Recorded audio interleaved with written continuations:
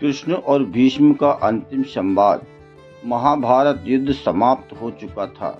युद्ध भूमि में यत्र तत्र योद्धाओं के फटे वस्त्र, मुकुट, टूटे शस्त्र, टूटे रथों के चक्के, छत्र, युद्ध के अवशेष आदि बिखरे हुए थे।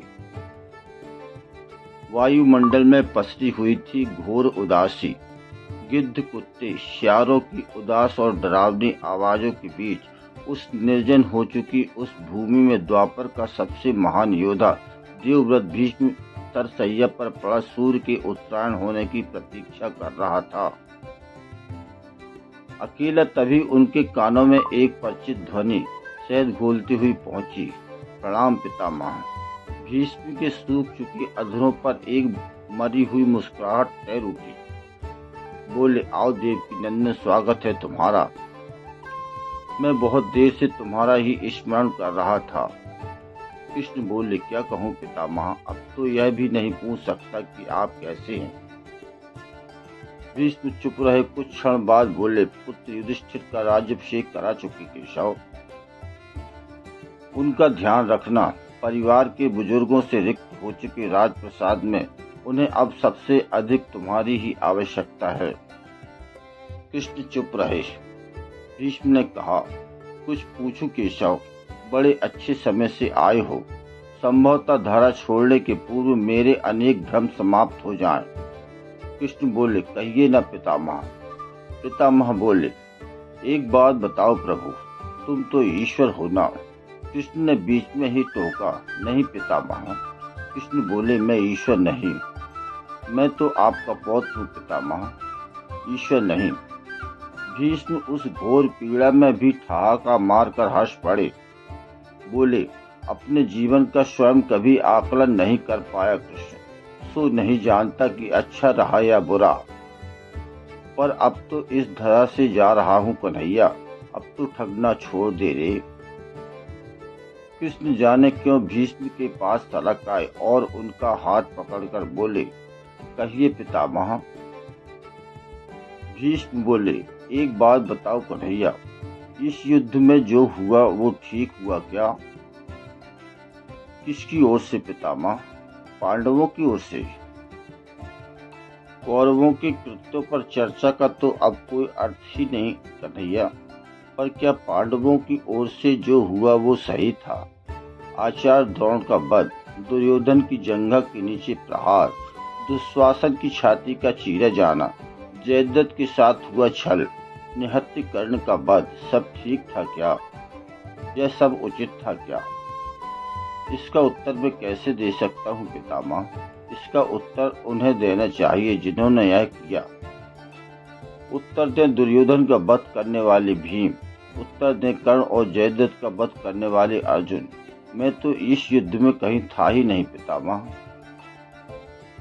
अभी भी छलना नहीं छोड़ोगे कृष्ण? अरे विश्व भले कहता रहे कि महाभारत को अर्जुन और भीष्म ने जीता, पर मैं जानता हूँ कन्हैया कि यह तुम्हारी और केवल तुम्हारी विजय है। मैं तो उत्तर तुम्ही से पूछूंगा। कृष्ण, तो सुनिए पितामह, कुछ बुरा नहीं हुआ, कुछ अनैतिक नहीं हुआ, वही हुआ जो होना चाहिए था। यह तुम कह रहे हो केशव? मर्यादा पुरुषोत्तम राम का अवतार कृष्ण कह रहा है। यह छल तो किसी युग में हमारे सनातन संस्कारों का अंग नहीं रहा, फिर यह उचित कैसे हो गया? इतिहास से शिक्षा ली जाती है पितामह, पर निर्णय वर्तमान की परिस्थितियों के आधार पर ही लेना पड़ता है। हर युग अपने तर्कों और अपनी आवश्यकताओं के आधार पर अपना नायक चुनता है। राम त्रेता युग के नायक थे, मेरे भाग में द्वापर आया था। एक ही परिस्थिति में हम दोनों का निर्णय एक सा नहीं हो सकता पितामह। नहीं समझ पाया कृष्ण, तनिक समझाओ तो। राम और कृष्ण के काल खंडों की परिस्थितियों में बहुत अंतर है पितामह। राम के युग में खलनायक भी रावण जैसा शिव भक्त होता था। तब रावण जैसी नकारात्मक शक्ति के परिवार में भी विभीषण और कुंभकर्ण जैसे संत हुआ करते थे। तब बाली जैसे खलनायक के परिवार में भी तारा जैसी विदुषी स्त्रियां और अंगद जैसे सज्जन पुत्र होते थे। उस युग में खलनायक भी धर्म का ज्ञान रखता था, इसलिए राम ने उसके साथ कहीं छल नहीं किया। किंतु मेरे द्वापर युग के इस भाग में कंस, जरासंध, दुर्योधन, दुशासन, शकुनी, जयद्रथ जैसे घोर पापी आए हैं। उनकी समाप्ति के लिए हर छल उचित है पितामह। पाप का अंत आवश्यक है पितामह, वह चाहे जिस विधि से भी हो। तो क्या तुम्हारे इन निर्णयों से गलत परंपराएं नहीं प्रारंभ होंगी केशव? क्या भविष्य तुम्हारे इन छलों का अनुसरण नहीं करेगा? और यदि करेगा तो क्या यह उचित होगा? भविष्य तो इससे भी और अधिक नकारात्मक आ रहा है पितामह।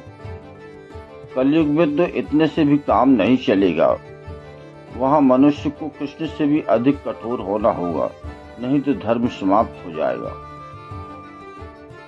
जब क्रूर और अनैतिक शक्तियां धर्म का समूल नाश करने के लिए आक्रमण कर रही हों, तो नैतिकता अर्थहीन हो जाती है पितामह। तब महत्वपूर्ण होती है विजय, केवल विजय। भविष्य को यह सीखना ही होगा पितामह। क्या धर्म का भी नाश हो सकता है केशव? और यदि धर्म का नाश होना ही है तो क्या मनुष्य इसे रोक सकता है? सब कुछ ईश्वर के भरोसे छोड़कर बैठना मूर्खता होती है पितामह। ईश्वर स्वयं कुछ नहीं करता, सब मनुष्य को ही करना पड़ता है। आप मुझे भी ईश्वर कहते हैं ना, तो बताइए ना पितामह, मैंने स्वयं इस युद्ध में किया क्या? सब पांडवों को ही करना पड़ा ना, यही प्रकृति का संविधान है।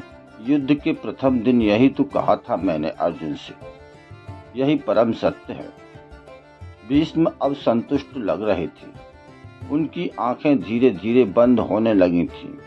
उन्होंने कहा, चलो कृष्ण, यह इस धरा पर अंतिम रात्रि है, कल संभवतः चले जाना होगा। अपने इस अभागे भक्त पर कृष्ण कृपा करना। कृष्ण ने मन में ही कुछ कहा और भीष्म को प्रणाम कर लौट चले। पर युद्ध भूमि के उस डरावने अंधकार में भविष्य को जीवन का सबसे बड़ा सूत्र मिल चुका था। जब अनैतिक और क्रूर शक्तियां धर्म का विनाश करने के लिए आक्रमण कर रही हों, तो नैतिकता का पाठ आत्मघाती होता है।